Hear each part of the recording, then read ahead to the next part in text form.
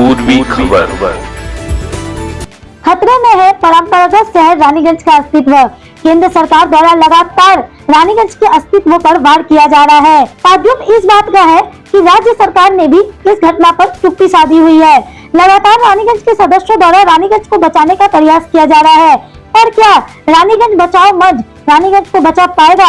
Raniganj chamber of commerce में रानीगंज बचाओ मंच द्वारा एक बैठक का आयोजन किया गया। इस बैठक के दौरान विभिन्न समितियों की अध्यक्षता भी उपस्थित रहे। रानीगंज के समस्त सदस्यों को एकजुट होकर आवाज उठाने की मांग की गई। इस बैठक का उद्देश्य सिर्फ रानीगंज के अस्तित्व को बचाए रखना है।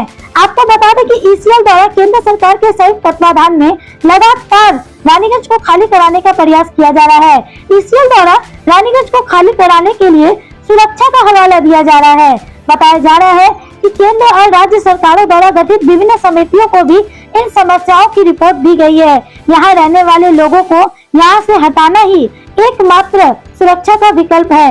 इसी समस्या को लेकर रानीगंज चैम्बर ऑफ कॉमर्स के सभागार में रानीगंज बचाओ मंच द्वारा विभिन्न मुद्दों पर मतों का आदान प्रदान किया गया। इस मौके पर रानीगंज सिटीजन फोरम के अध्यक्ष गौतम घटक, वरिष्ठ समाज सेवी RP Khaitan, Raniganj chamber of commerce के चेयरमैन अरुण भाटिया समेत विभिन्न समितियों के अध्यक्ष उपस्थित थे। बैठक की संयुक्त अध्यक्षता मंच के संयोजक गौतम घटक एवं डॉक्टर एस के बासु ने की। आइए जानते हैं आगे की जानकारी। পরিষ্কার ভাবে যেটা পদক্ষেপের কথা বলেছে যে আমরা প্রথমে স্ট্রিট কর্নার মিটিং, এলাকায় মিটিং, ধর্ণা এবং পরবর্তীকালে যদি সরকার কিছু না করে তাহলে রানীগঞ্জ বন্ধের দিকে আমরা এগিয়ে যাব। পরিষ্কার কথা, আমরা জনপ্রতিনিধি সবার সঙ্গে কথা বলেছি, কিন্তু কেউই আমাদের কথায় রেসপন্ড করছে না। সবার কাছে লিখিতভাবে চিঠি পাঠানো হয়েছে, মেমোরেন্ডাম পাঠানো হয়েছে, সবাই চুপচাপ। সে এমসি থেকে এডিডিএ থেকে এমএলএ এমপি সবাই। এক্ষেত্রে রানীগঞ্জবাসীর করার কিচ্ছু নেই। রানীগঞ্জবাসী সবাই মিলে বলছে যে রাস্তায় নামতে হবে। এমনকি অনেক মেম্বাররা বলেছে দরকার হলে আমরা হাইওয়ে অবরোধ, রেল অবরোধ এই জায়গাতেও আমরা চলে যাব এবং রানীগঞ্জ আলটিমেটলি রানীগঞ্জকে আমরা বন্ধ রাখবো। তবে হ্যাঁ, সমস্ত মানুষকে জাগ্রত করে এলাকা পাড়াগত মিটিং মিছিল সবকিছু করে তারপর আমরা ধীরে ধীরে এগোবো। তার জন্য একটা স্টিয়ারিং কমিটি গঠন হয়েছে। সেই স্টিয়ারিং কমিটি মিটিং হচ্ছে রবিবার আইএমএ হলে হবে এবং স্টিয়ারিং কমিটি তার ডেট টাইম ইত্যাদি সমস্ত কিছু ঠিক করবে এবং ঠিক করে আগামী দিনের যে আন্দোলনের পরিকল্পনা তারা গ্রহণ করবে। এটাই হচ্ছে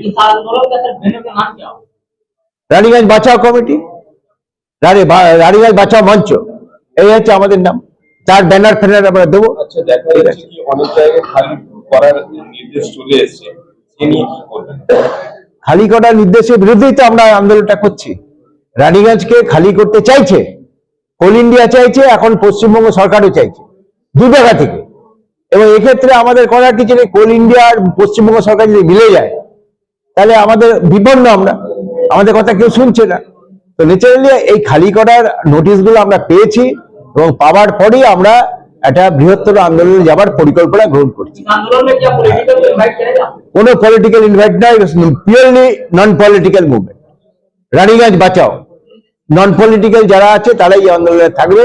যদি পলিটিক্যাল লোকরা আমাদের সঙ্গে আসতে চায় আসতে পারে, আসতে পারে, আমরা কাউকে বাধ্য সমর্থন করে। আজকে পলিটিক্যাল মানুষ, সমস্ত রিপোর্টার, তাতে রানীগঞ্জের মানুষ, আমরা সবাইকে আহ্বান জানাচ্ছি আমাদের সমর্থন করতে।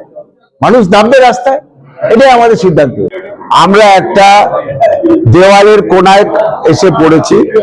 আপনারা ভালো করেই জানেন যে খুব পরিকল্পিতভাবে রানীগঞ্জ খালি করার প্রচেষ্টা প্রথমে চিঠির মাধ্যমে, এখন ইস্ট ওয়েস্ট নর্থ সাউথ সব দিক থেকে আমাদের ঘিরে ধরে আমরা যদি যেতে বাধ্য হই, আমাদের যেটা এক পয়সার কথা ছেড়েই দিন, আমরা এই এত আমাদের প্রিয় শহরকে খালি করি, তার প্রচেষ্টা চলছে। এই প্রচেষ্টায় ইস্টার্ন কোলফিল্ড লিমিটেড বা কোল ইন্ডিয়া লিমিটেডের সঙ্গে কেন্দ্রীয় সরকার এবং নিঃশব্দে রাজ্য সরকার আমাদের মতে সবাই কিন্তু যুক্ত আছে বলে আমাদের মনে হয়। আমরা এই অবস্থায় সবাই মিলে এটাই ঠিক করলাম যে আমরা আন্দোলনকে তীব্রতর করব। আমরা পাড়ায় পাড়ায় বিশেষ করে গরিব লোক বা মধ্যবিত্ত লোক যারা এখনো জানে না তাদের জাগ্রত করব এবং সেটা খুব অল্প সময়ের মধ্যে করব। এখানে আমরা একটা স্টিয়ারিং কমিটি করলাম, বিভিন্ন কাউন্সিলের বিভিন্ন লোককে নিয়ে, মানুষকে নিয়ে, যারা এগুলো পরিচালনা করবেন সপ্তাহে একদিন করে আমরা বসবো। আমাদের বক্তব্য একটাই, আমরা রানীগঞ্জকে রেপ্ট হতে দেব না। আপনারা দেখেছেন আরজি করের মতো ইস্যুতে, যে ইস্যুটা যে ঘটনাই হোক, আমি সের মধ্যে রাজনীতি টানছি না, একটা ঘটনাতে মানুষকে না ডাকা সত্ত্বেও কি একটা ঢল রানীগঞ্জ কেন সব জায়গায় পড়েছিল। আমাদের এখানে আমাদের মা রেপ্ট হচ্ছে, রানীগঞ্জ আমাদের মা, তাকে রেপ্ট করার চেষ্টা হচ্ছে। এই রেপের এগেইনস্টে আমরা গর্জে উঠছি। আমাদের আপামর মানুষ একটাই বক্তব্য হাত তুলে জানিয়েছে, আমরা শেষ দেখে ছাড়বো, আমরা রানীগঞ্জ ছাড়বো না। अब तक के लिए बस इतना ही, फिर मिलेंगे अगली खबर में। ऐसी और भी खबरों के लिए बने रहे हमारे साथ, देखते रहे पूर्वी खबर। कैमरामैन सोनू के साथ राजेश बर्मन की रिपोर्ट। हमारे चैनल को लाइक शेयर सब्सक्राइब करना ना भूलें और बेल आइकन को दबाना ना भूलें और देखते रहें पूर्वी खबर। पूर्वी खबर, नजर सब